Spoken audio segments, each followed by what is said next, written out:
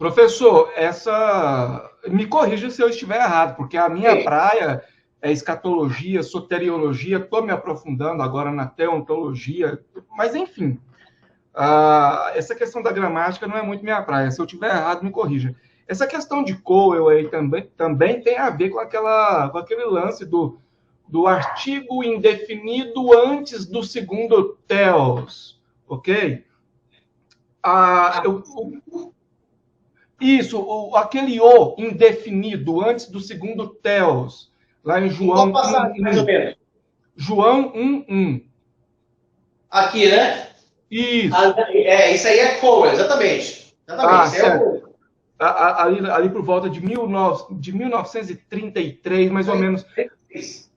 Isso. Mas ele disse ali que o contexto é que deveria dar a interpretação, porque essa é a regra dele, repito, se eu estiver errado, me corrija, ela não é uma regra pétrea, ela é uma regra que pode sofrer uma exceção, correto? Com certeza, com certeza. Agora, dentro desse contexto, eu vou perguntar, porque não é todo dia que a gente tem essa oportunidade, né, de estar com um erudito igual o senhor aqui, para tirar dúvidas. Vamos supor que seria correto aplicar essa regra de Cole em João 1:1. Vamos supor que é correto, ok? Sim.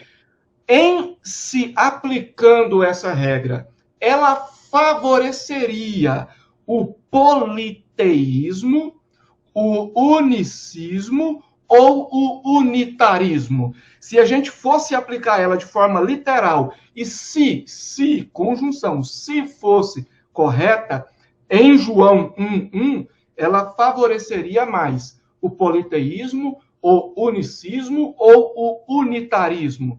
Porque quem Ela, geralmente usa essa regra são os unitários.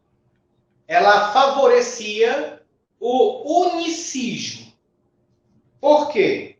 Eu vou explicar agora para vocês aqui. Vou explicar para vocês aqui. Quando nós temos um texto aqui. No grego nós temos en, arché, en, ho, logos. Primeira oração. Segunda oração. Kai, ho, logos, en, verbo. En. Aí vem a preposição pros, ton, theon. Aí nós temos kai, theos. Observe que está sem artigo. Theos, verbo, en, ho, logos. A regra de Corel, ele diz o seguinte: quando eu tenho um substantivo, que é isso aqui. Opa, perdão. Um substantivo, que é isso aqui. Ele é pré-verbal, por causa do verbo. Tá? E ele é predicativo do sujeito. Isso aqui é o sujeito. Ele normalmente é definido. Na visão de Corel, o substantivo era definido. E qual é a problemática que eu tenho aqui? Eu tenho aqui, no princípio, era a palavra. E a palavra estava proston theon, estava com Deus. Aí eu teria, e a palavra, e Deus era a palavra. Esse theos era definido. Se esse theos é definido, então esse theos é o mesmo que está aqui, ó. Ton theon. Ou seja, o pai era o verbo e o verbo era o pai. Isto abraçava a teologia unicista, monofisista. E não abraçava nem o politeísmo, nem o monoteísmo. O unitarismo, né?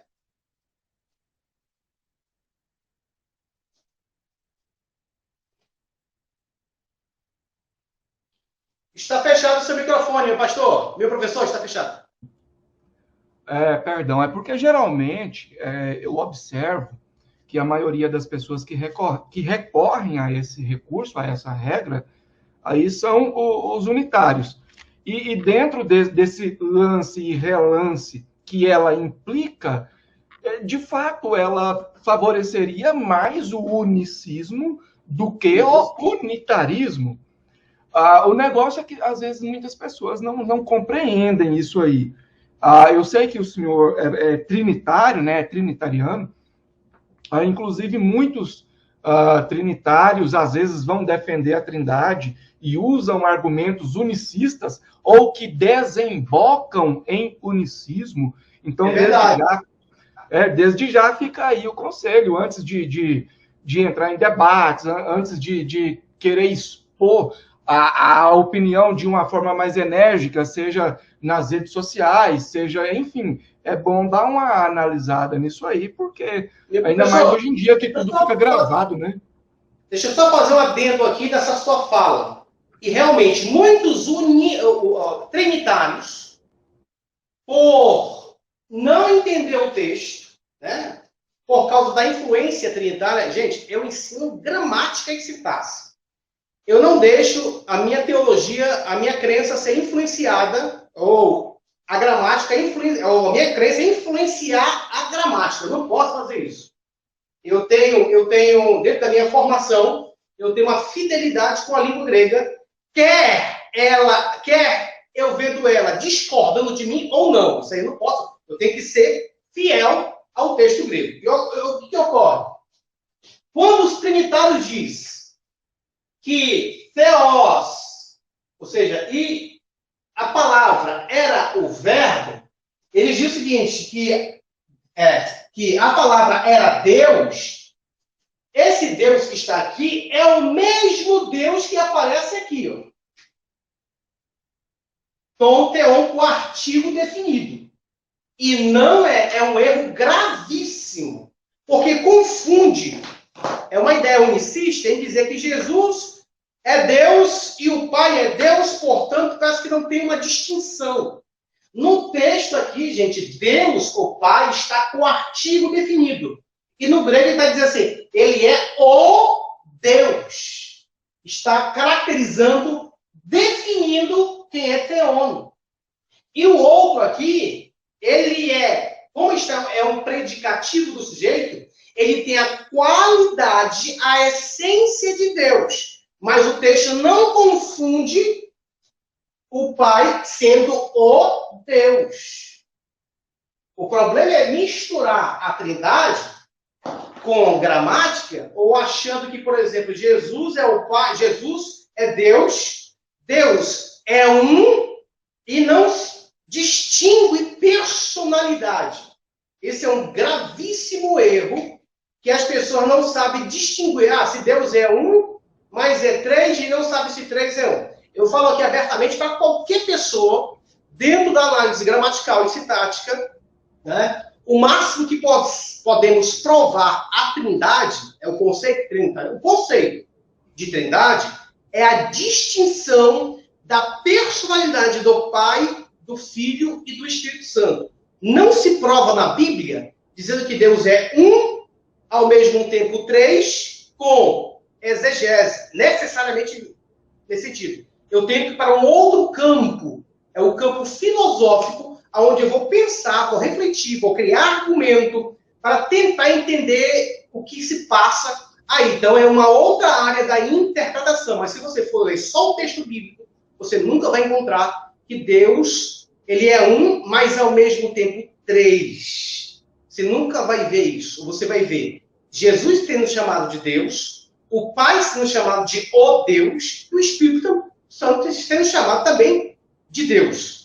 Mas a Bíblia, ela distingue aí, quando vai falar do Deus de Israel, ele fala o Deus de forma definida, que é chamado de Jeová, etc e tal, e Jesus, ele tem a mesma natureza desse Deus, é aí que começa a complicação. Se ele tem a mesma natureza, ele é igual? Ele não é? Ele é menor? Se ele é filho, ele foi gerado? Tá? Ele foi gerado, não foi gerado? Se ele é filho, existe uma argumentação teológica que é chamado de... acho que o professor é teólogo, e sabe, existe uma tese na Trindade, a chamada tese Trindade econômica, isto é, Isso, a economia da Trindade, que é como que fala? É como eles se contactam enfim, exatamente, dialogam entre eles e como eles se contactam e exatamente. dialogam com a criação. Exatamente. Isso aí também tem um problema gravíssimo que eu nem gosto de tocar, porque eu gosto de olhar o texto bíblico do jeito que está aí, entendeu? O que ocorre? Antigamente, não, eu defendia com unhas e dentes, claro, que eu creio na Trindade, mas o máximo que eu posso provar é a personalidade distinta dos três. Não posso provar que ele é um ao mesmo tempo três, mas eu tenho que usar outro conceito para provar isso, ou tentar provar a minha tese, etc e tal, assim, a minha ideia, né? Mas o que ocorre? Dentro desse transposto, a teologia da economia de Deus, né, Trindade econômica, ela diz o seguinte, que o filho, ele se torna filho e não é filho de Deus. Isso aí vai de frente com textos da Bíblia que falam que Jesus, de fato, é filho de Deus. Entendeu? Os pais da igreja, eles cunharam a seguinte informação, tem um credo, né? Que ele foi gerado pelo Pai. Tá? Assim, a ideia é, assim como o Sol existe, o seu calor também existe. O calor emanado pelo Sol, etc. E tal. Isso é uma comparabilidade. Isso. Aí o que ocorre? Aí você entra em ideia. Se ele foi gerado pelo Pai, segundo os pais da igreja, pertence à mesma natureza de Deus, portanto, ele é Deus, mas ele é um Deus gerado. Ou seja, ele teve um dado momento da esfera atemporal, né, ou temporal, podemos chamar, ele teve um princípio. E logo nessa ideia, se ele teve um princípio, ele foi gerado, logo a Trindade não existia. Então, num dado momento da história, a Trindade não existia porque Jesus foi gerado. Aí tem um argumento, né, das pessoas que defendem essa ideia. Ah, não, mas assim como o Sol existe, o calor também dele existe, mas só a ideia de ser gerado, e pode pegar até gramática, a palavra gerado, o verbo, né, genau, eu gero, né, também posso, na voz reflexiva, eu me torno, mas se ele é filho de Deus, de forma literal, se encarando de forma literal, logo Jesus ele teve um princípio. Eu não acredito nessa ideia, porque eu sigo uma outra linha de raciocínio em cima de textos que não mostram que ele simplesmente é gerado. Mostra que ele é filho, é incógnita, né? É filho, mas ao mesmo tempo ele é propanto, é antes de tudo. Né? Eu tenho que ter um texto bem claro para dizer que ele foi gerado, nesse sentido aí. Então, existe muita complexidade em cima disso e também muita dúvida, por isso que a Trindade é um dos temas mais debatidos desde a história da igreja. Inclusive, eu já vi algumas pessoas partindo para esse lance aí da economia e tal, onde as três pessoas se relacionam entre si, onde as três pessoas se relacionam com a criação, e desenvolvendo argumentações que, segundo as implicações lógicas delas mesmas, acabam desembocando em triteísmo. Então, é muito complexo esse assunto, é um assunto sensível, a pessoa tem que estudar antes, porque tudo que ela fala vai gerar implicações, vai gerar implicações.